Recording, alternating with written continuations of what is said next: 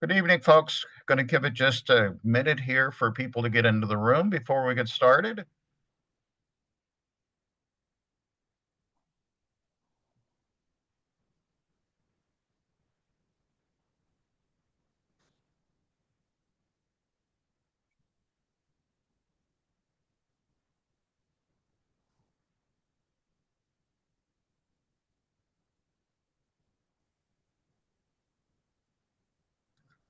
All right, good evening, everybody. I am Reg Hoyt, and I am the chair of delval's One Health Working Group.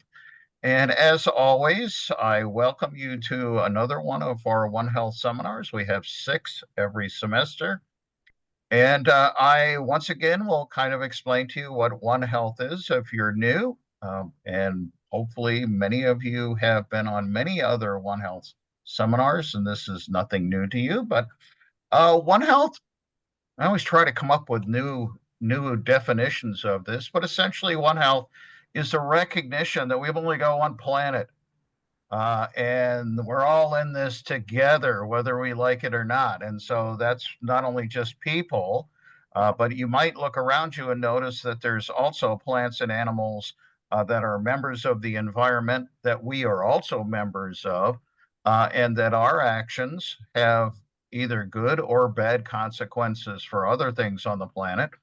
And in turn, if things are not going so well for the environment or not so well for animals and plants, quite frequently that results in things not going so great for us as well. The more formal definition of this is down at the bottom of this particular slide, that One Health is a transdisciplinary systems approach, and that system is just our planet and our interactions with it.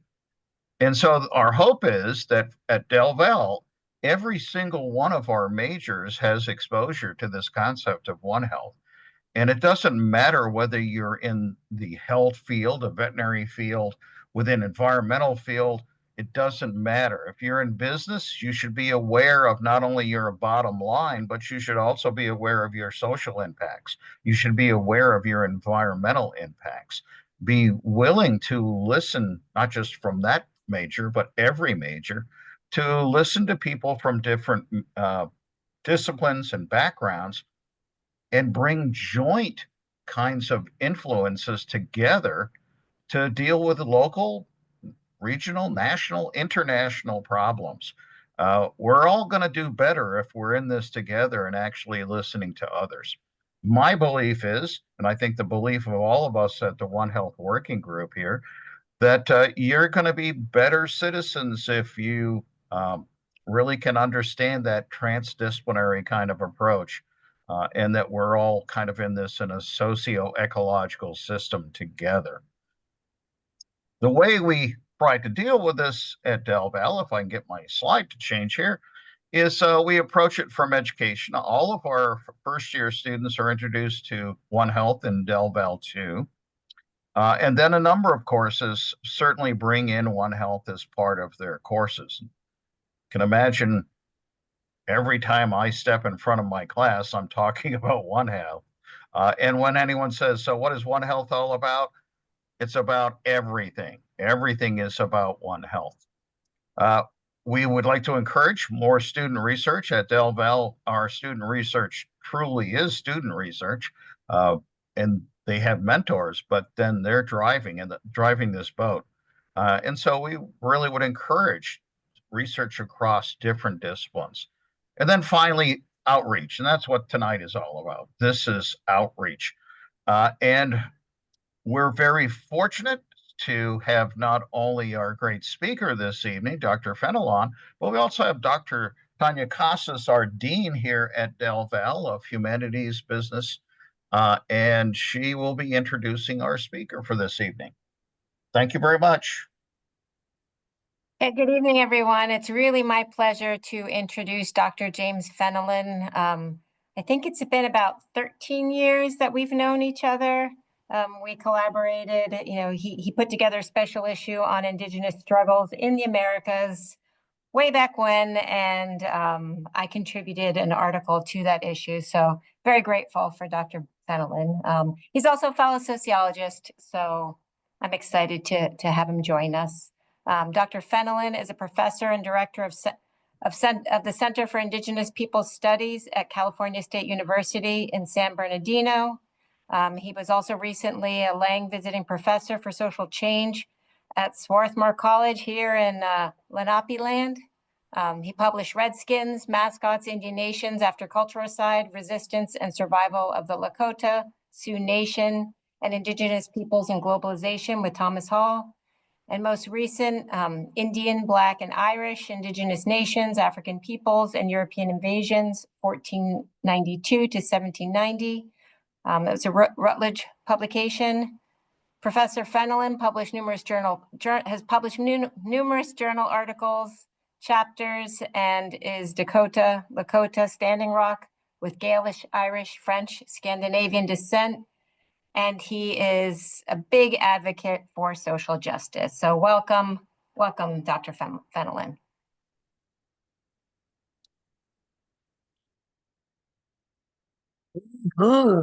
Well, the indigenous side of me would start with, I'm looking for this, how to do the slideshow here, but oh, there we go. All right. The indigenous side of me would start with Hao Mitaku Yepe, which means greetings to my relatives. And so we will be cueing some of the work and the presentation off of global indigenous struggles and climate change activism, with a focus on engaging communities and worldviews, as well as struggles, which should be coming out as a handbook chapter by Oxford pretty soon.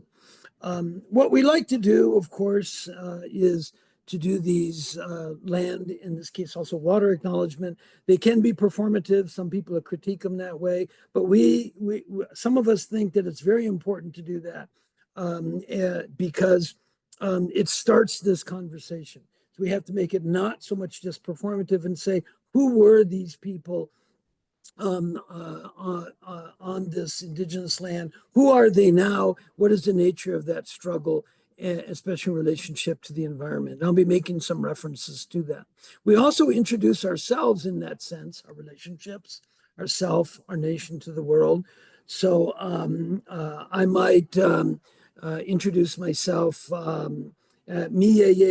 would give I would state that I am Dakota, that I'm on Lenape land. Lenape Hoking would be the indigenous peoples. I was at Swarthmore earlier, and I was surprised to learn there are not only no federally recognized tribes, there's no state recognized tribes. So the ethnic cleansing of the colonizers and that the United States accepted was relatively complete in Pennsylvania of the Lenape. And I do sometimes water work. I bring up whoever I'm working with. In this last case, it was a Chemehueve. And I would say, Miyeyelo, and I might say, Mitawakan, Tsunkakan, Gideshka, Sapa, Imachiape. And that would be a name that I have in the indigenous languages, especially Midewakantawan Dakota. I'm also of Lakota descent. Because it's kind of mixed, I identify my great-great-grandmother, Howape Lutuwin, as respect the law red woman. I'm also, and it's the traditionals that tell me, I always bring that on up. In fact, I'm probably as much Gaelic Irish as I am indigenous, and also with some Scandinavian and a very French name. The traditionals tell me when I identify how I am connected to the land and the people, I should do it through my father, Ate Wayaki Iya Poshdata Okashpe. And so my father comes from the place where the stone or the rock stands upright. And Iya is a creation term among the Dakota too. So now that place, and so I'm enrolled there, but because my father grew up and is from Standing Rock, I say I am from there. So I'm a member of a Native nation, but I'm also of the United States. I like to say I'm a veteran doubled up. I've been engaged in various movements, indigenous movements. I'm also a veteran of the United States military. And that all, illustrates who I am. But my identity is more as a beautiful One Health statement, citoyen du monde, citizen of the world, and I make a global commitment. I'll be making the presentations. I like to acknowledge this was Luke Madrigal, one of the great Cahuilla culture bearers, who was helping to inform us in the work we're doing in EPAST at the beginning of the pandemic. And I'll be mentioning one other person in just a sense. I've asked if they can give as a handout the overall slides. I think they will. You can go through this because it would take up too much time. But a significant part of the work we're doing that emerged at that time with Luke and others was colonial ecological violence. And that's really where the indigenous analysts are in sociology and the other social sciences. Its connections to this idea of war and wilderness. And then let's jump down as we're going to focus on resource extraction and its relationship to climate change, but also the extermination of species, the bison, how rivers are altered and dammed, and then most importantly, industrialization, its greenhouse effects, especially in carbon with the fossil fuels, and how that struggle is also being informed by a lot of indigenous struggles and its global effects. Here's the other person that has become really instrumental in a lot of the things that we do. Julia Bogany, she's a Tongva elder, culture keeper, and we'll be looking at how that got evolved in Los Angeles, and a great-great-grandmother. In fact, we'll show you a picture of how that is passed down through generations as well. Boy, I dare not get into this, but this is an outline of our upcoming article. It was kind of like twice as long as the other ones. But the editor said they really wanted it. And you can see that when we engage in this kind of a discussion, we really have to go around the world. So we do with these regional exemplars, Turtle Island, North America, Amazonia, Mesoamerica, and then also East Africa, Oceania, Mapuche. I'll bring some examples up with that. In this, we're talking about indigenizing climate justice, and then looking in a critical way at Euro-American climate change. Then we're going to identify 5 or 6 major problems and some thoughts about them. I probably won't have time, but where the struggle right now is to look at that difference between consultation that can be abused by the dominant society versus consent, where indigenous peoples have agreed to the movement forward, which is more along the lines of decolonization. Now, we actually start with what we call a grounding, and that is this was in 1987, where interviewing these traditional elders. This man was Harry Swifthorse, and we're sitting down there. This is not far. This is the land, but he remembered it actually as the river, the so-called Cannonball Creek, where all the struggle is going to go down in. And he could talk about when the bison would come down and they would cross, and he would sing a bison song, a buffalo song. And one or two, so the old ones, 1 or 2 would come on off, and they would give themselves as food and shelter to the people. So there was no big chasing and so on, like you see in the movies. We're not saying that didn't occur, but this is, so he talked about that relationship to the river, to what we call animals, but he saw them as relatives. And then he talked about how much it had been disturbed by the damming of the river, the destruction of the bison, and the changing cultures and ways of the people. And the bringing back of that could restore some of these things. And so we begin to ask this question. Graeber and Rengo did it in their epic book now, what is civilizational progress? And again, all this will be made available to you. So like a land acknowledgement, we say, well, where were the Lakota and Dakota lands, if we're going to bring them up as an example? And then you can see here, I've identified where those traditional lands were, but a lot of the areas, are actually shared areas, which you don't often have clear sets of boundaries for a lot of indigenous nations. What has come out in some of my early work and now is really accepted, including by movement activists and other people, is the concept. In fact, the main camp was called Osheti Shikawin, which was there were 7 different Oyate or nations that could come together with consuls for agreed on purposes. And we'll be referring back to that. It's very important to understand that they could come together and work against war, but more importantly, they could say, what is happening to this environment, this world, to our relatives, the plants, the animals, the trees, the water, stone, the bison, pateo, yate, our other relatives.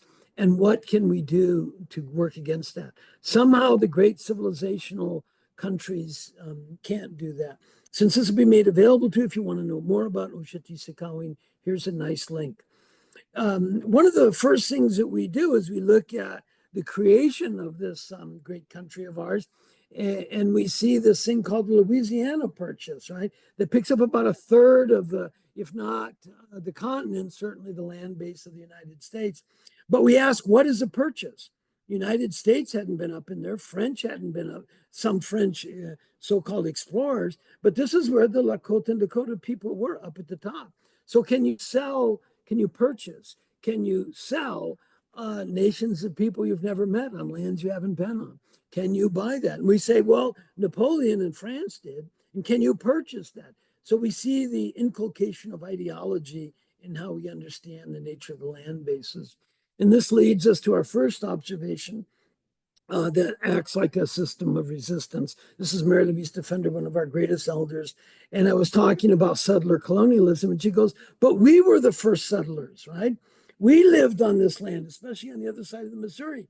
We never ceded that land. There's not even a treaty or an agreement. That is the unceded land, which has become really a calling term for the movement, right? And yet we look at, as we'll be looking at, the buffalo wiped out, cattle were imported from major meat markets, cheap grain was brought on up slaughterhouses, the belt of railroads and major markets that literally changed the ecosphere itself. We understand these things through something that's become more and more accepted just in the last couple of decades, but it's been a real struggle, and that is the oral tradition. So you'll see, like behind me, is that's the repulse of Medicine Tail Coulee. You might know it as the Battle of the Little Bighorn, or as other people like to say, Custer's last stand, but the Lakota like to say, when was his first, stand? Now that's very important because that means the indigenous perspective, and there are battles and struggles like this all across the Americas and all across the world, is that the colonizer is seen as an invader. So that resistance is an act of nationality. It's an act that expresses who they are as people. Nonetheless, the United States carves it up into reservations, and most importantly, takes the Black Hills that were brought up in the treaty that were never supposed to have been taken according to that original treaty. And so the reservations start to create new cultural forms, and they greatly also change the land and the nature of resistance and so on. Again, you'll be able to get a handout on this. They even come up with a set of Indian offenses. A lot of my work is focused on that. So apparently the very first thing listed under the Indian offenses, which Congress passed as a rider, is descendants, which I'm here to tell you as a full practitioner, is one of the most powerful relationships to land, spirituality, people in a healthy, good way that you can ever imagine. But they declared it illegal, arrested people, tortured people, imprisoned people. And then as we link it later on to the Ghost Dance and Wounded Knee, actually killed people over it. And then the taking of the Land, the Allotment Act, and then this passing of the transfer of the Secretary of War, which happens in most indigenous struggles around the world. But again, using our example here, we look at this. At this point, this was the largest river damming project in the world, right? When all these dams are built along the Missouri River. And that creates Standing Rock, Cheyenne River, Brule. Fort Berthold was even more, that people actually were riverine peoples. So the Dakota, but especially the Lakota, were also people that traveled in and out along the prairies. So they were very much affected, but the riverine peoples, the Mandan, the Hidatsa, and so on, were really completely destroyed. And their communities were put on both sides of this. So that's why we start with that discussion. That's why I start with Henry Swiftdoors. Here's another elder that we were interviewing at the time. These people have all passed to the spirit world. And this is Reginald Birdhorse, and he was actually placed into the small oak tree. And so he's given this name because the nature of the birds and the tree. And now you can see they raised up the water. It never rose that again. And it destroyed all these lands by the Army Corps of Engineers. So later on, when it becomes contested, it is referred to not as stolen land, although you can use that, the activists all do, but the traditionalists call it the taken land, right? And they often bring on up, they often make prayers, and then they'll make this relationship to the sky, the thunder beings, Mapiato. They'll talk about grandmother, Unchi, or Mother Earth, Mother, Ina, Maka, the earth, right? And then they'll also bring up in prayer, Mine Wichoni, water flows for the health of the people. That's become the calling card of the Standing Rock movement, and now is spread all around the world. And then also in the taking of a pipe, they'll bring up Kola Lechea, right? Which means the making of the friend or the kola, but that can also be the tobacco. That can also be the plant. That can also be the pipestone itself. And here you're calling on the Tunkashila, the grandfathers and the ancestors. Now we looked at why that struggle occurred there, and it happens in all over the world. It's happening right now in parts of Brazil. It's one of the greatest rainforests in the world. This is a wintertime shot, and we can see how it really affected the whole riverine valleys. And so you could call it the damned Missouri in winter outline. Again, you'll have more on that. Now, again, for the sake of time, we're just going to move on. But basically, the continent transforms. So we publish a lot of the work. We have one in World Systems Analysis, Journal of World Systems Research. That's a hot link. It's open access that I'd encourage you to go to, because we had done this social structural work. And so not only in the Central Plains, literally completely changes because of the great dying, the cooling of the earth, the loss of civilizations, but then with the European colonial invasion, monocrop clear cutting, the changing of animal husbandry to European style, the formation of plantations and agricultural markets, but then the expansion over the Great Plains, the destruction of the bison, the replacement of cattle to make meat markets, railroads to move it around along with food, goods, and transports, that changes so that most food is now produced for consumption for markets far away. And then most importantly, the extractive resource mining in markets that literally changes, which we now understand. The earth science ecosphere changes composition. We often refer to the lag effect. The minimum lag effect to even observe this is 10 to 20 years. Often the lag effect is 40 to 50 years. There's a long-term lag effect that environmental scientists are looking at now, and they think it's up to 100 years, which means we better get our act together pretty soon, right? This is a transformation of continental forces, rivers being dammed. And so this struggle that occurred at Standing Rock was, that is said there was a prophecy, there's some discussion about that, called the Black Snake. That would be ironic, but they moved this pipeline, and the dominant corporations like pipelines because they can then legally defend the cost of the infrastructure of putting a pipeline in. But they moved it off from Bismarck, upriver from Bismarck, where it clearly would have been the best place to put it, down to where it's actually crossing the lake, to where it's almost abutting Standing Rock Reservation. So the nation stood up against it. Great forces were called upon. We talk about our relatives here. So here's my son's grandmother, Mary Louise Defender. But this man called the Kola Lechea called upon those, and the Tunkashila, or the Kunshi as her, is the making of relatives, right? The making of relatives and against. So the particular frame is DAPL, the Dakota Access Pipeline, where it's big oil in relationship to states and corporations. So massive amounts of wealth by moving this oil. In this case, it was fracking oil. This is particularly dirty oil, which changes all these things even more deeply, and of course creates and contributes to climate change itself. So it's looked upon as a struggle in that way. Okay, so I'm going to name what some of those conflicts are. The first one that we can now see here is a conflict over resources. How do we value those? So in this case, it's empire, however we identify it. But this was coming from the Bakken fields of North Dakota, especially the 3 affiliated tribes. Elizabeth Cook-Lynn, one of our greatest analysts, has passed, then started to refer to these as the new Indian Wars, the new Indian Wars. And so shock troops were brought on out.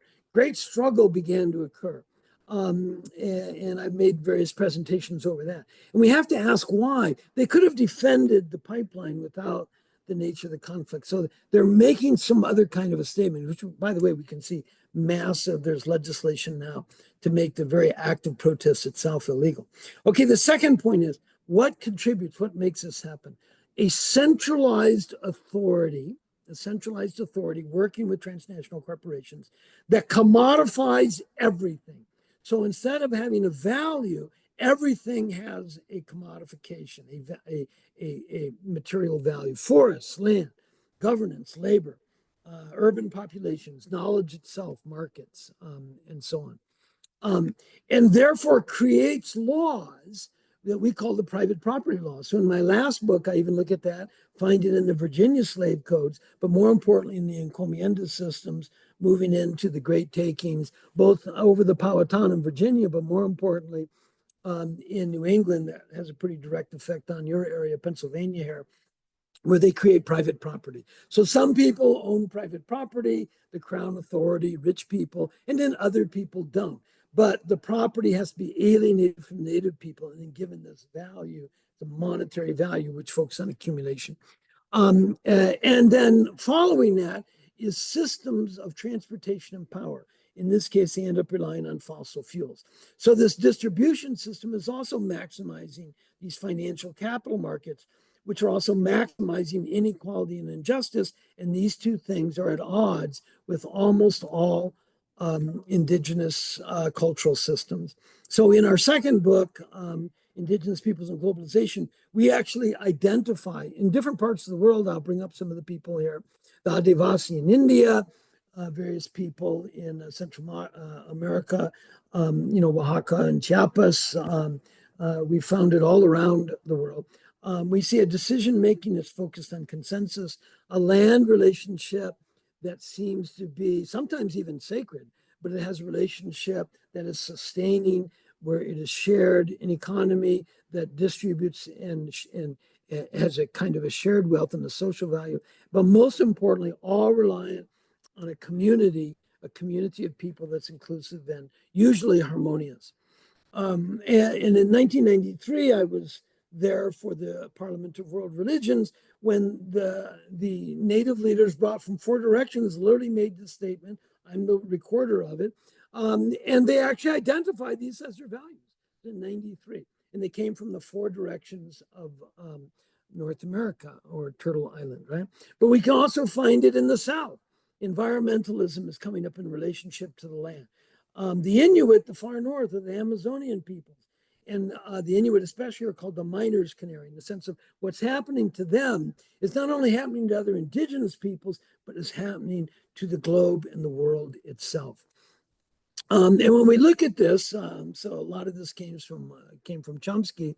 He began to say, wait a minute, the countries with the large and influential indigenous populations seem to be the lead in this discussion. When those that had driven the indigenous populations to extinction, we often use the word genocide now, or extreme marginalization, seem to be the ones, United States maybe most of all, that are racing toward this destruction. It seems backwards to the idea of civilization. We found this for instance, in this mural in Concepcion, University of Concepcion, the indigenous leaders took us to, in Chilean history, 500 years. Where is that taking us? And now our scientists are warning us there are tipping points, right, that are found actually in indigenous visions. If we had more time, we could get into them. But that's where global ecosystems can meet critical thresholds.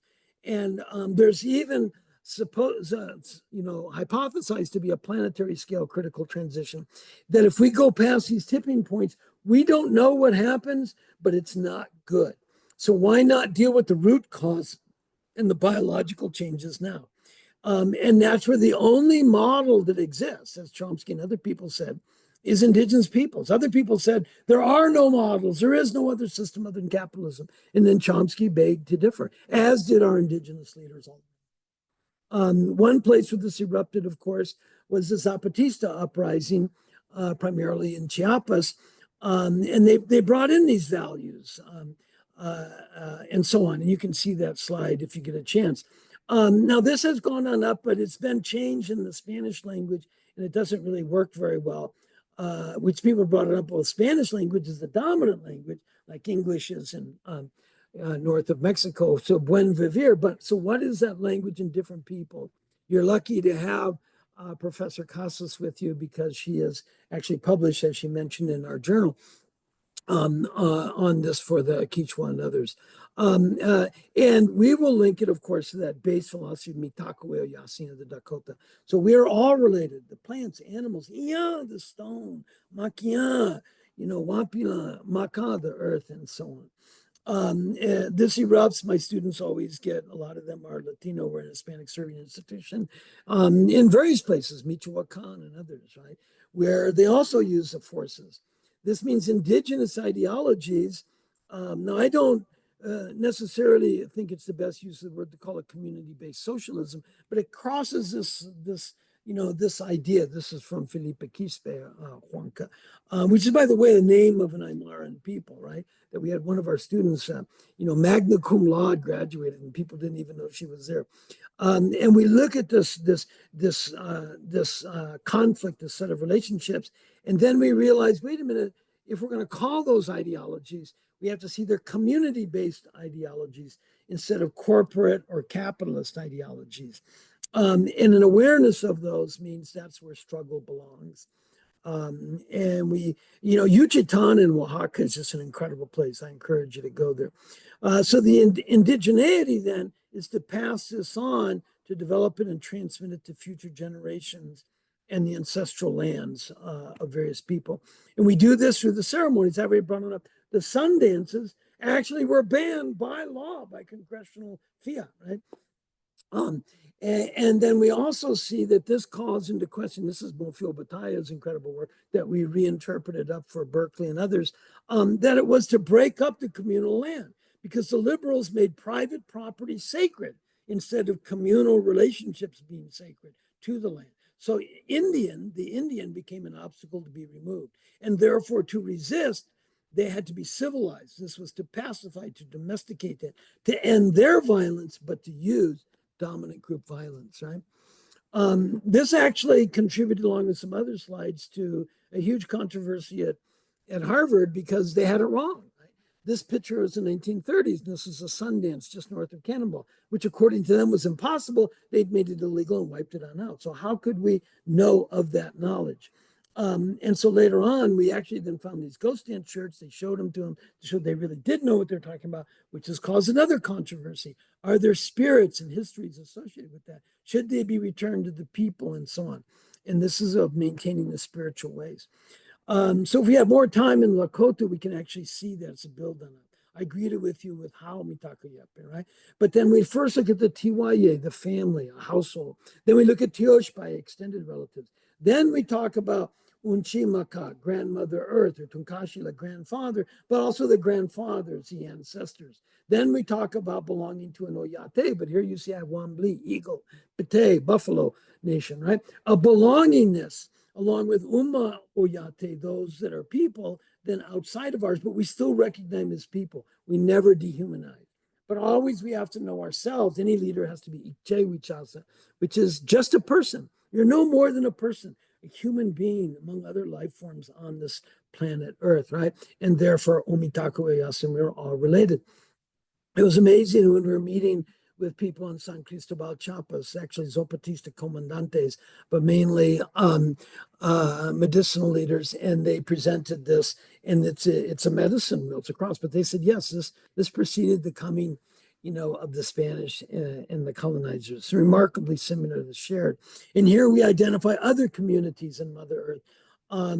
There you'll see that was a Tzotzil in Chiapas, but the Maori in Aotearoa, the Mapuche in Chile have pictures of that, Maasai in Kenya, the Sami in Scandinavia, which are kind of surprising because there's no racial connotation with that. The Philippines, we can go on and on and on, right? I took this was a picture of a set of meetings, a warley resistance meeting in the forest lands. They had to meet outside because the dominant societies had to figure out what they're doing.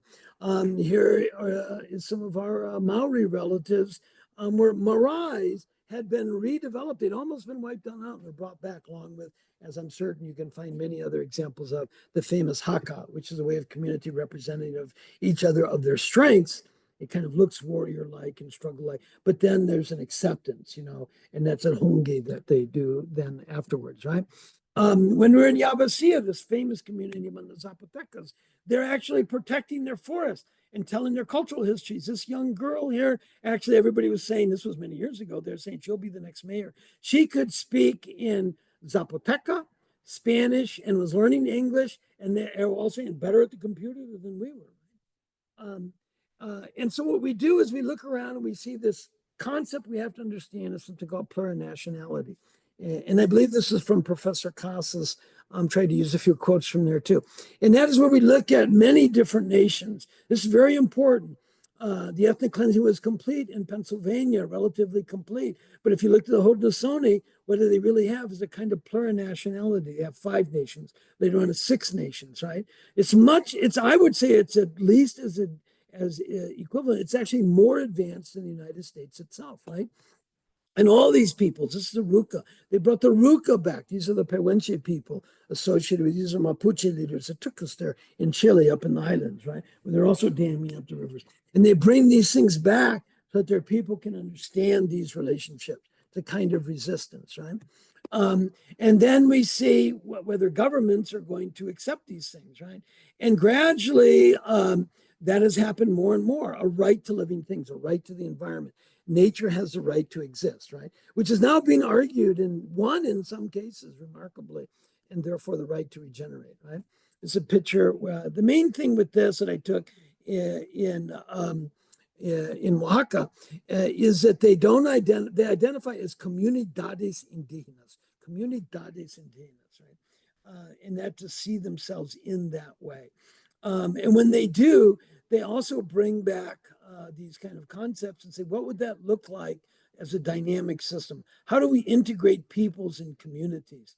So a really dynamic icon there is the Pachamama, for instance, which is, and there are many different peoples that have similar kinds of icons like this.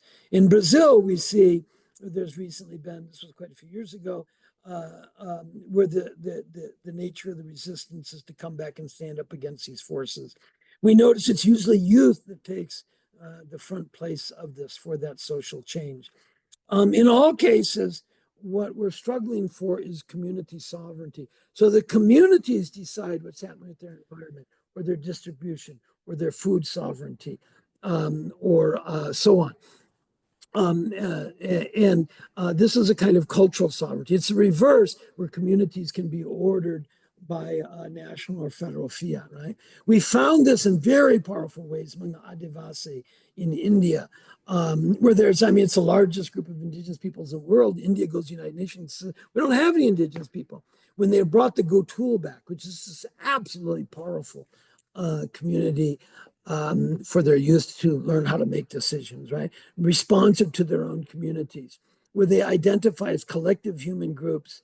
And we can see this then evidenced in something that has no teeth, but a maximized philosophy in the Declaration of Rights of Indigenous Peoples brought to the United Nations. By the way, that was a 30-year fight.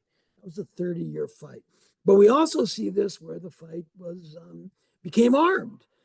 So it's a picture taken over in Chiapas. And you can see that what are their values? Liberty, democracy, justice, peace, but to get together and to do it in a way that is good for all the people. So this worldview has holistic approaches better suited to the powerful, potentially lethal changes that climate changes and wars are bringing to us, right? Okay, so this last grouping is, we were doing this in Los Angeles, which is the kind of an ultimate urban environment, right? And in there's the Curavung Springs, right? And then that's where Julia comes back, because she was actually the head of this group. And it's right down from UCLA, and nobody even hardly knew about it, right? Where they actually are bringing, so Native Hawaiians, Maori would come and they would say, oh, we have to meet the Dongva. And we've heard of this place where water comes up through the city in the old way. And so you can find this. Now, I'm just going to skip over this instead of going over it, because I'm going to name each of these. If you look at these are the 5 or 6 problems that we identify in the paper What we now do is identify indigenous relationships to those problems, right? When we were first doing this, we called in the bird singers. There's my friend Luke, and some other well-known bird singers. The number one problem, a centralization of authority and power in large states coupled with corporations. What can indigenous peoples offer? To decentralize that authority, democratize the power through plurinationality. And again, you've got a model just north of you, right? That was plurinationality, indigenous ways to do that. What was happening at the Kuruvunga Springs is that Julia Brogdon and others brought the representative of different nations that signed with the Catholic Church that they would now recognize something. These are the Catholic bishops, right? The number two problem, commodification and capitalization of all things, right? So what is the indigenous response to that? To value the living environment, the land, the trees, animal, physical life in an indigenous way. But of course, we have to identify. I did for you Dakota and Lakota. There are other people you can identify those. And again, I've returned to the same picture because we pray at the top of that place that's referred to as Mato Bear Butte. Okay, the number three problem is that they have created socio-political structures and law enforcement practices that build on this accumulation in private property. But what are the systems that we can refer to? We can refer to community councils, okay, that practice restorative justice, that try to maximize generosity among the people and reciprocity in all things, right? This is Tongva and one of the places there. Number four problem is that they develop large systems of transportation and power production, primarily based on fossil fuels that build huge markets, right? So what's a response to that? A locality for food and distribution networks. In a way, using the physicians, do not harm the earth, which is in most indigenous philosophies. And so that most foodways and other things we now call food sovereignty is among that. So here you see Mary Louise Defender then talking about Mine Wichone, water flowing for the people's health. So we always look at what is good water, clean water, absolutely critical for people in life, right? Number five, the philosophy and canon of the Western side that focuses on human power and stratification, especially for corporations over nature. But what is the indigenous response? A philosophy of relatives, where the relationships, I've shared with you some, and a responsibility or reflexivity of that relationship, of seeing them actually as relatives themselves, right? There's Julia with her great-granddaughter. Julia passed to the spirit world we thought we were emerging from. And her great-granddaughter had learned in Tongva. She knew rudimentary Nahuatl. And actually UCLA, Claremont colleges would say, well, we don't know if we're going to accept her. And UCLA said, well, we want her. So I don't know where she's at. It's been a number of years now, but it's either UCLA, their top programs, or the Claremont colleges, because they began to see that as great value, And number six, the last of the societal problems, exploitation of monetary power over the earth, or profit valuations, right? What's the indigenous response? A spirituality of the land itself, knowing your ancestry origins and sacred ties to motherhood. That's Inawaka, Mother Earth. This is now how the Tongva identified Los Angeles, Tovangar, and where those communities were and where they are. So the political, look at that. We don't have time, but yeah, I think the slide will be made available to you. You can see it with the Lakota from the Tiwaye to the Oyate level. You can see it with the Haudenosaunee grandmothers who placed the leaders in terms of their value system, or among the Dakota, the Kichita, Itasha, those people who took on up and represented the people. And that's also an opposite relationship. This is a consul, that's Sitting Bull in the back. Of course, he was assassinated later on, but the leader sits in the back of the lodge at the lowest point, close to the earth, and listens to all the people before trying to move the people forward, instead of speaking to them first and down to them, right? And then we can argue various things like the Tokala Kichita. Is it colonialism? Is it modernity? Is it agents? But when we look at what the United States did, boy, pay attention to this now. The first thing they did is use food as a weapon. We ought not to feed those who were doing the ghost dance, even if it was peaceful. Is there a place in the world right now where food is being used as a weapon? Then secondly, arrest the leaders, even if they had not committed a crime. And then finally, take the whole matter and move it to the military. And all that happened at that time. Then they created reservations, these same things: sustenance, religion, and sovereignty, the three just identified for reservation life. So we look at those land tenure relationships. I'm going to just try and tie this together now, and how it develops the nature of political representation, this contested notion. The Maori have social values, of extended family, whanua, the tribe, hapu, the people, iwi, right? They were just presenting on it. So if we work together, this is our group. That's Luke in the middle, Julia down on the left. They have passed. That's Luke's wife and other people. We're working together in Los Angeles trying to pull this together. And so this is at Standing Rock College. And then we can see we have both book learning, Western learning, but we also have a feather bonnet that talks about leadership among the people. And this is where we bring back education systems, Waunshpe, storytelling, Wichoyake, the values of the people, Ohunkaka. And most indigenous peoples have these things. This was at a Wananga Tribal College of the Maori, right? And we see where religion and spirituality can be a purification system as well. And that's that same picture that I shared with you before. Language itself expresses the values. And for instance, among the Maori, the Kaitia Kitanga, right? Or the Whakapapa genealogy, what is sacred, tapu, versus cultural sovereignty, Tino Rangatiratanga, which the English then, and then the abuse of that, this is at Wounded Knee, which we never forget, and that was connected up at Standing Rock, so that these principles were brought forward in the struggle. Just look at this picture, right?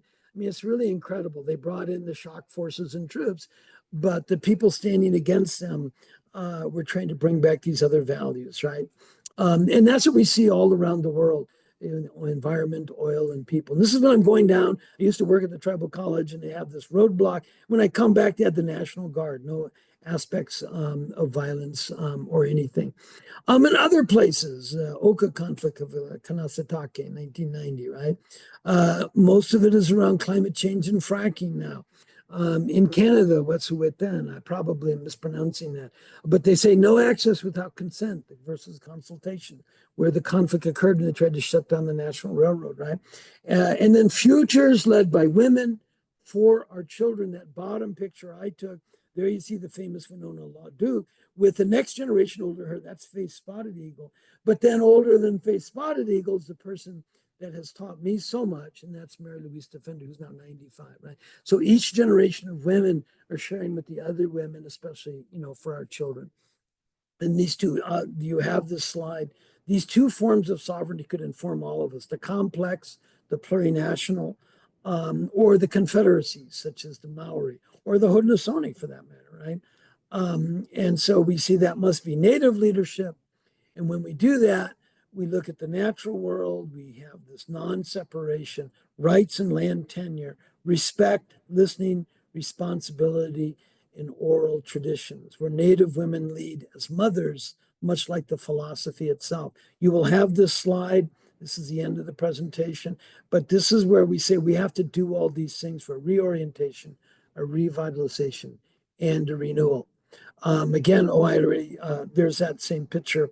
But there's Mary Louise Defender off to the side in terms of our relatives that I always like to recognize, I've been told to recognize. So basically, the whole presentation is, let us call on the spirits. Let us lift these silenced voices to end genocide and culturicide and teach the indigenous knowledge so that 7 generations can come forward to heal life on the earth in respect, reciprocity, generosity, and fortitude. Omitakwe Oyasin.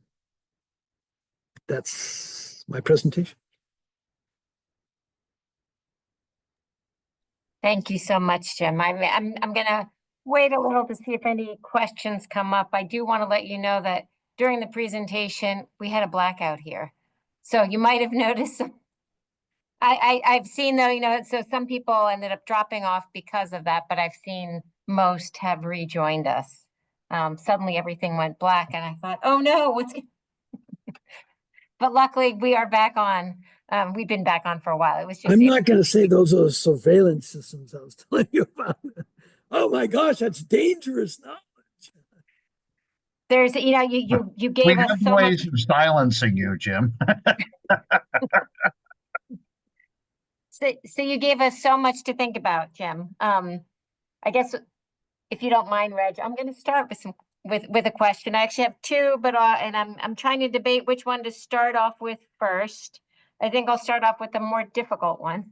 So I think you gave us some examples of Indigenous resistance, maybe some successful resistance as well. And you talked a lot about private property and the role of private property in really in the lethal force of private property and capitalism and settler colonialism. So I'm curious as to what, in terms of Indigenous resistance movements, what role has private property played either in some cases in my research, I've come across Indigenous groups actually trying to gain titles, right? Trying to then be part of the system of private property and potentially changing it once they've done so. But also then in kind of what role overall has private property played in resistance movements, in Indigenous peoples trying to change how we do things? Wow, yeah, lots going on there, lots going on. But of course, we can see what were those traditional values of whichever people were in the past. And then we find amazing things. There are all kinds of local, regional, and sometimes even national laws which forbid the communal holding of property. And then you go look at the Mexican Revolution and the creation of the ejidos, and half of them are indigenous, and they're trying to reestablish a sense of property and land being community. It relates to community, right? And that's really the heart of the thing. Although I think, as you've identified, what Mary Louise and others did on Standing Rock is that they were so befuddled when their own tribal council could involved in what they often call corrupt relationships. And the Bureau of Indian Affairs has done this, give us your land back, and then it goes to the tribal council. But the tribal council will often use it for their own individual purposes. They've been westernized. So they actually started something called the Standing Rock Landowners Association, which seems to be the opposite of what I'm talking about. But what they're doing is saying people that own land or appear to own land in the Western society can come together and have a community interest as people with that title. So that's what makes your question so appropriate. If you're going to move into modernity, we have to understand there are these things called legal title and so on. We have to adapt them to the idea of community holding. Very good. I see now there are some questions. So I'll hold off on my second question. Is there a current global census of all Indigenous peoples? How many people would that include? And that's from Phoebe Strome or Strome. Wow. The diversity all across the world. Think of it like I brought up India, Adivasi. They're somewhere between 7 to 9%. Some people say they're more than 9% of the population. You're immediately at 90 million people in India alone, right? So some of those people have adapted, but they've regrown teak forests, right? But they sometimes find themselves at odds with each other. So a process of settler colonialism was to cause indigenous or tribal nations to conflict with each other because, as we say, they did the business of the colonizer himself. So a lot of that is there. So there is not near the level of global coalitions that anybody would like to see. However, the Declaration of the Rights of Indigenous Peoples was a major step forward, both in the United Nations, and there are other organizations that are considered more activist oriented beyond that, especially in terms of the environment. Some of the early ones are the circumpolar groups, Indigenous environmental networks, and so on.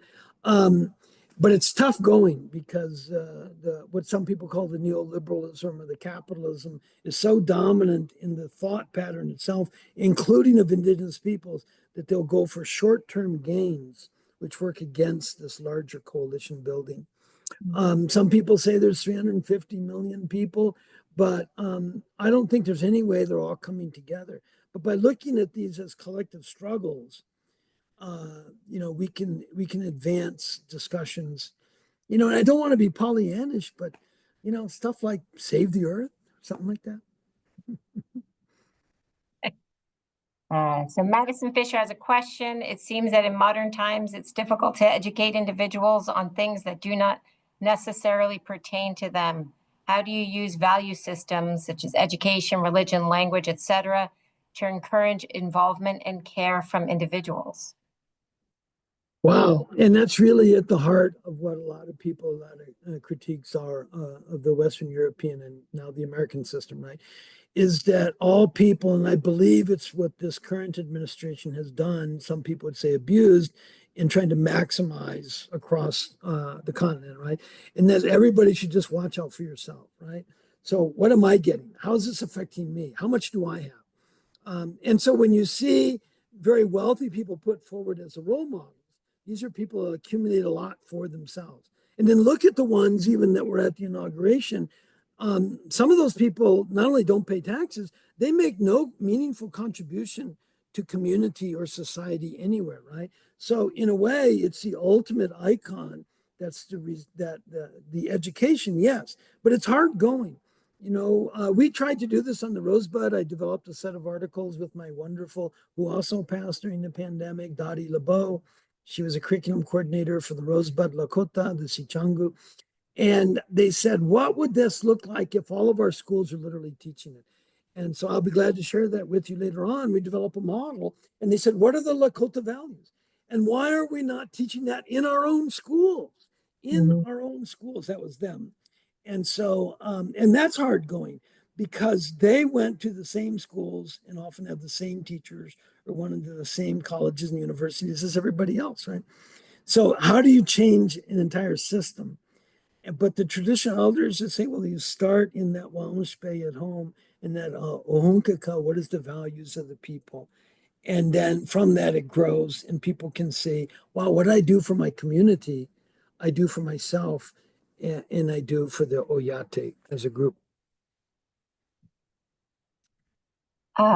Phoebe has another question. Is it likely that some indigenous peoples will reclaim their property or land?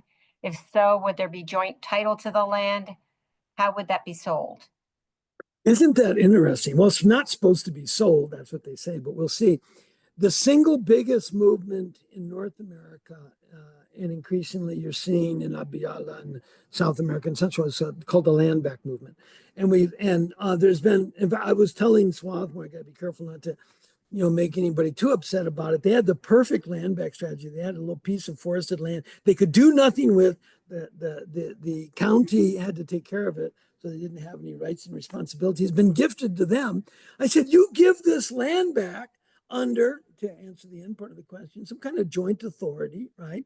To the Lenape, but first of all, you're going to have to figure out who the Lenape are because that cleansing was so complete. It's not easy. You do, and you'll be on the front page of the New York Times. And they just couldn't do it because in the back of their minds is this personal private property thing. Why would we give land to the Indians, right?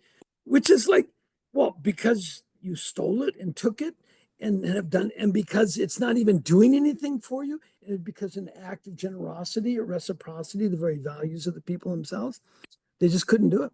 But a few places it has been done. Go look at Humboldt Bay in California. There's a place in New Jersey that has done it. We're seeing as a place in North Carolina. I believe there's a river out in Western Pennsylvania, but I'm not certain of that. And we're seeing other places. And the community feels so good when it does it, even if it does it under some kind of a joint authority, which is really, they have not fully gifted this back because they have not gifted full control, right? But they feel so good when they do it. So why not do it? Why not do it? But yeah, it almost certainly has to be some kind of joint authority in this modern world. Okay.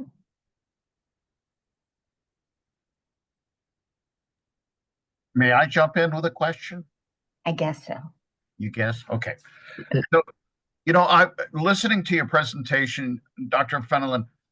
all of this just sparks. I'm a conservation biologist. And so in my mind, my mind is rushing all over the planet. I've worked in Guyana and certainly seen work with the Makushis and turning over rainforest land to them for the management by their people, not necessarily by anyone else.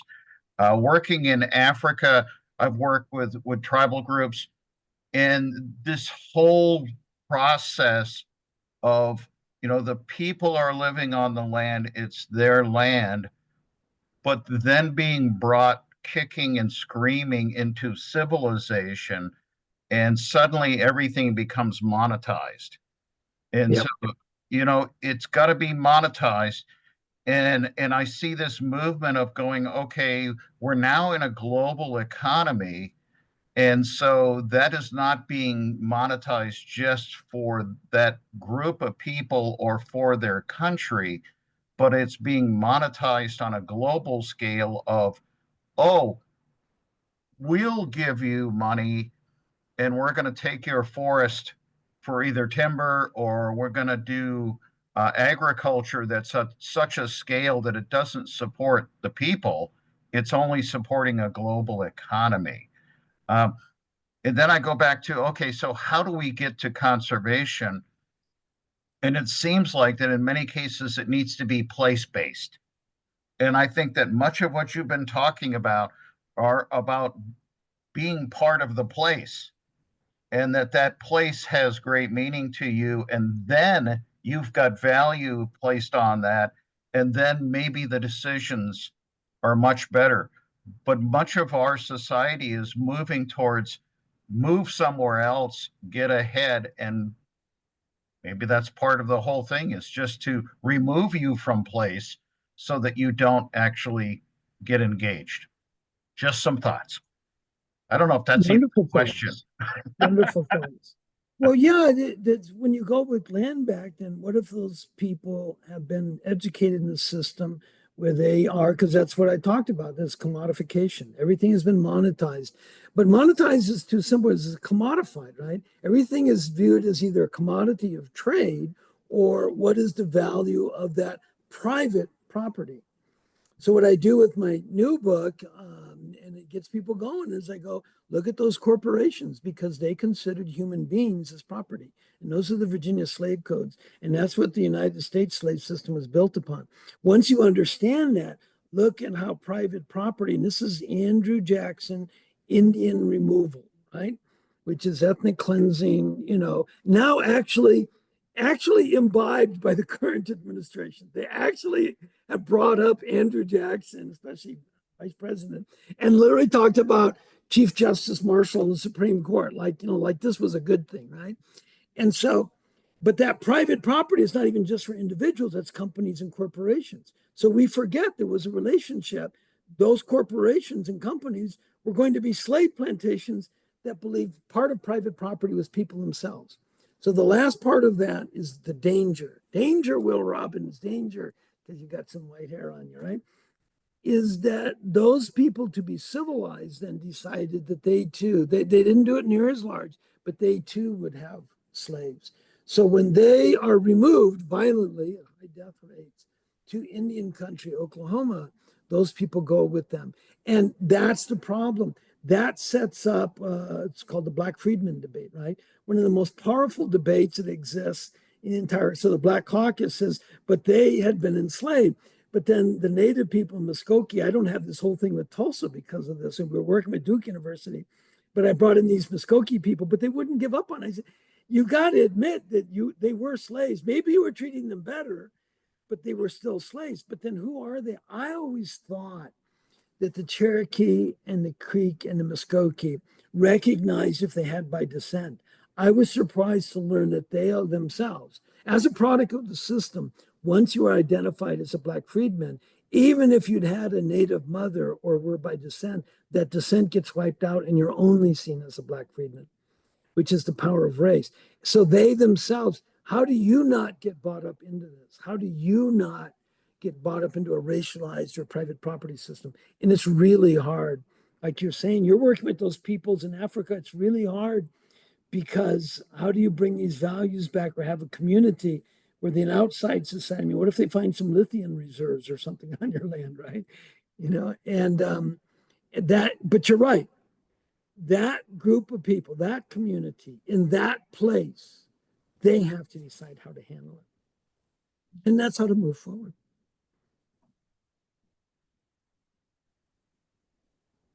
Well, I think we are past our 7 p.m. deadline. Uh, Jim, would you like to add anything for a wrap up on this, or are we good to say goodnight to folks? Well, we usually end with those words. Sometimes we'll recognize other ancestors or peoples. I'd like to, bring up with you that it was very surprising for me. So we have an article coming on out with some people at Swarthmore, an engineering professor who's the biggest Indigenous supporter out there in the environmental work, Kart Everbach. And then one of my students is now going to University of Chicago, and then some other students, because we found these markers, and it said the first Indian reservation, 1705. And it said the people were taken from the Crum Creek and Ridley Creek areas. And I said, Crum Creek, boy, that's Swarthmore, big time, right? And so they'd been removed. And I began to think more, why can't I find any federally recognized people? Heck, why can't I find any state recognized people? Heck, why is there this debate about pretendians and who the Lenape or Delaware are on the lands themselves? And then we began to realize it. Ethnic cleansing was powerful and complete in the state of Pennsylvania, and that's the product of it.